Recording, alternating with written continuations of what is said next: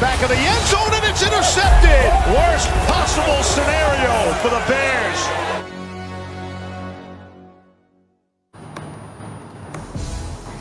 Must be nice to be an LA sports fan. That's all I got to say. What's going on, everybody? Welcome into First Take. Molly Camrose here with my guys, Stephen A. Smith, Max Kellerman. Fellas, let's get right into it. A little Monday Night Football action. The Rams dominate on both sides of the ball, handing the Bears their second loss of the season in primetime last night. Nick Foles and the Bears failing to score an offensive touchdown, and he threw 2 picks. Max Kellerman, What's the biggest story? Oh, I'm hearing that we have Marcus Spears here with us. Swagoo, you made it? There he is. There's my guy. What's up? What's up, Ma? I'm in here. All right. Good to see you. Good to have you with us. We'll get to you in just a second. I'm going to start with Max here. Max, what's the bigger story, that the Rams won or that the Bears are struggling? Look, the story is that the Rams won, but I'm more interested in the Bears' struggles because this looked like a team heading into this game I thought they could be Super Bowl contenders, but they were exposed against the Rams last night. Right. The issue starts on the offensive line. You could blame the coach, whatever, and Nagy did not have a good game. But the offensive line can't stop, especially a pass rush like the Rams, but they also can't block for the run. So you could see Nagy thinking, okay, it's not the most dynamic offensive team. Let's establish the run. And I get that, right? You have to kind of be dedicated to that or it'll never happen, even if you're not having success early. But they're not run blocking the offensive line. They're being dominated. Now, Foles was no good. It doesn't take a rocket scientist to figure this out. He was basically throwing up 50-50 balls down the field and hoping for the best. That's how the interceptions happened and all that. It doesn't help that what's his name, Johnny Hecker, the punter, was pinning them within their own 5-yard line. If you get the ball to start out on your own 5 every single possession, it's going to be very tough. But in addition to that, Foles doesn't have a pocket to step into. So he's not even stepping into these 50-50 ball type throws. He's throwing off his back foot. The offensive line is a mess. Obviously, the play calling was not good. Foles, I think, is still better than people perceive him to be. I think what I just mentioned has kind of conspired to make him look worse than he is. But the Bears were exposed last night. Without that offensive line, you forget the play calling and everything else. Without protecting the quarterback and blocking for the run, they will not be going anywhere in this year's playoffs, but I do think that their defense is good enough that they could make it to the playoffs. Well, first of all, I wanted to congratulate you because I want to congratulate you for admitting that the story is not what you're interested in, because that's basically what you said. The Rams are the story, but I'm more interested in talking about the Bears. Right. So you're not interested in talking about the story. You're interested in talking about what you want to talk about. For you, I got it. Stephen, I understand that, and I appreciate that. Would you like to talk about the Rams? I'm so touched. Thank you very, very much. Let me tell you something right now. The Los Angeles Rams are the story, and I'm going to tell you why the Los Angeles Rams are the story. Because for years we've been talking about Sean McVay, Max, and Jared Goff, or once upon a time, Todd Gurley, Cooper Kupp and the crew. Guess what we're talking about with the Rams now? We're talking about their defense. And it ain't just because of that monster that is Aaron Donald, who is the real, Lord have mercy. This brother is something special. But when you look at Leonard Floyd, and the rest of the crew there, how they got at the quarterback last night and how they play in defense. Do you realize that they are the top 2 defense in the National Football League?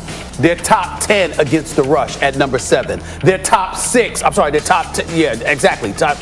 the rush at number 7. Top 6 against the pass, okay? Top 5 in yards allowed, top 6 in yards allowed, top 5 in rush.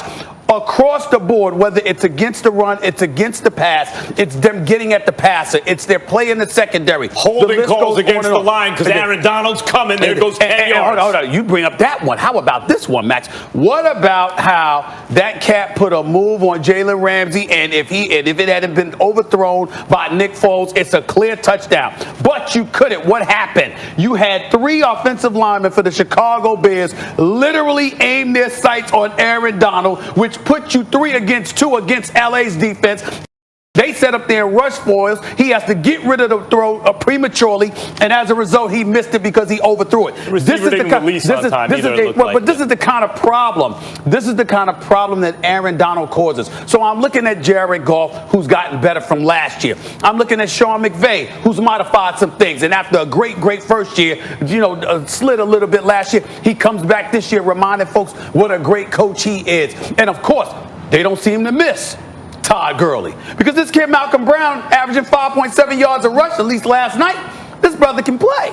And so I'm looking at it from that perspective. And then I'm seeing a team that was basically punked a week before by the San Francisco 49ers goes up against the Chicago Bears and said, excuse me, Khalil Mack and the crew, I'm sorry, they ain't the elite defense on the field tonight. It is us.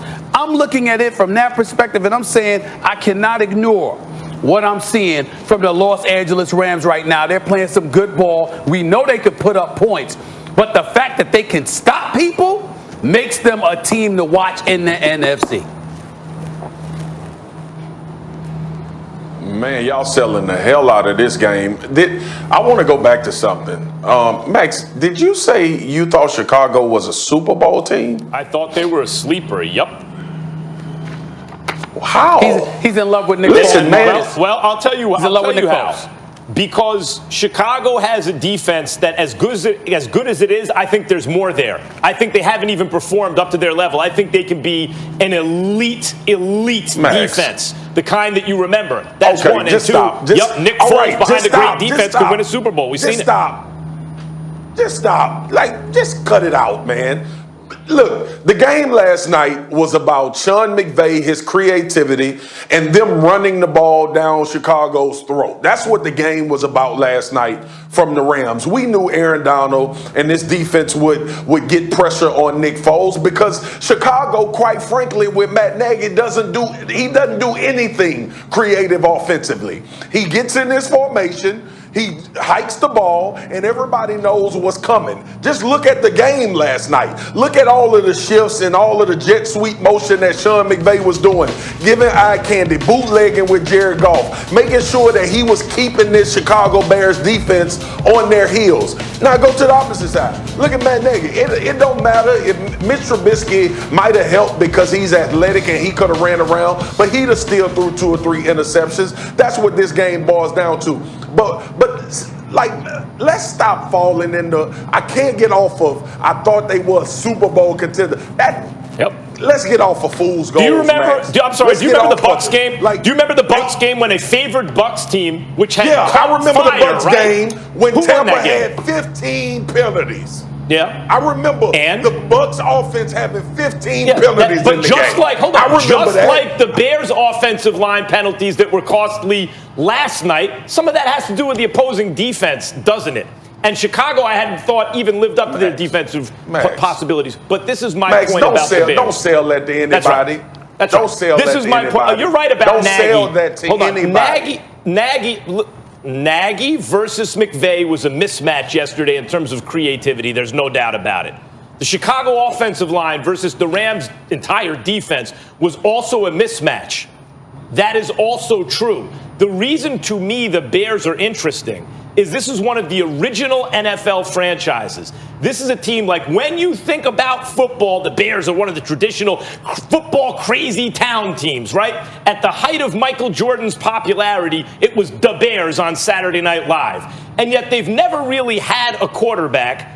And my entire life, even the year they won the Super Bowl, it's not like you had an all-pro type quarterback. And this year with this defense, and Foles, who is a guy who's won a Super Bowl and gone on a playoff run and had a year with 27 touchdowns and 2 interceptions and coming off a